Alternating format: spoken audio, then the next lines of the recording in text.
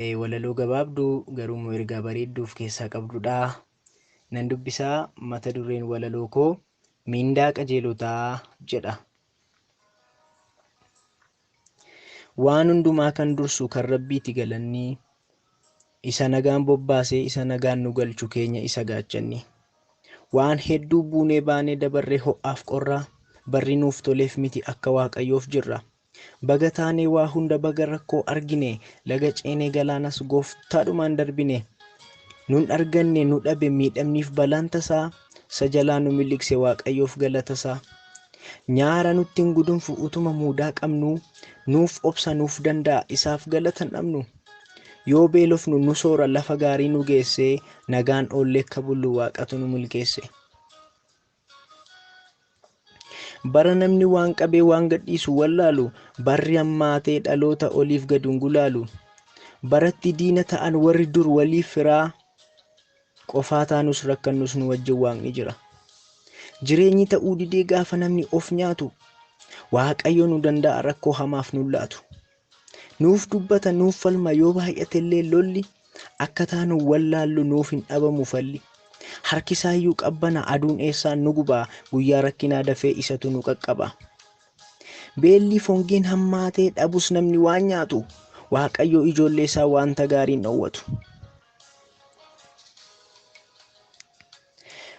Haadha hiyyeessaa abdii fixxee wallaaltee akka akkasaa, daakuu konyee tokkittii waggaa 3 nyaachisa. Nama du'a eeggatu fayyisee jiraachisa.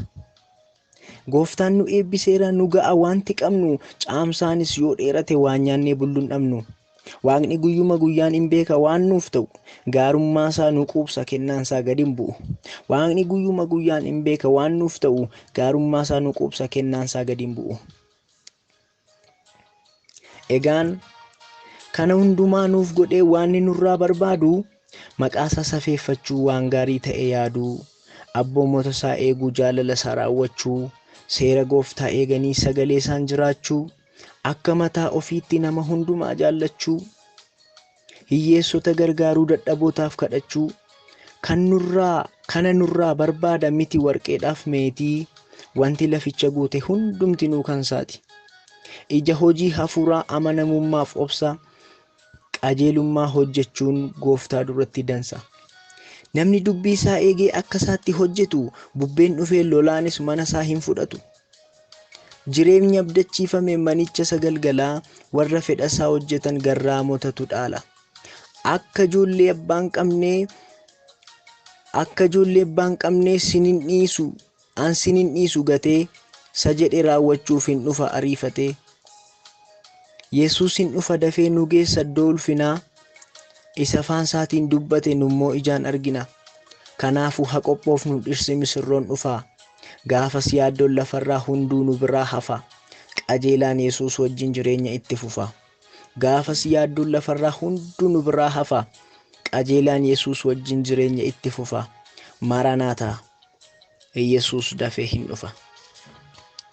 Eebbifamaa. Waaqayyo guddaa isin haa eebbisuu. Egaananii gama kootiin ergaan walaloodhaan qabu, isa kana fakkaata guyyaa biraa yoo fedha Waaqayyo ta'e bifa kabiraadhaan amma walitti deebinutti Waaqayyo isin haa eebbisu. Waaqeffannaa naaf waaqeffannaa gaarii hunduma keenyaaf haa ta'u isinin jaaladha. Gooftaan isinii wajjin haa ta'u. Nagaan tura.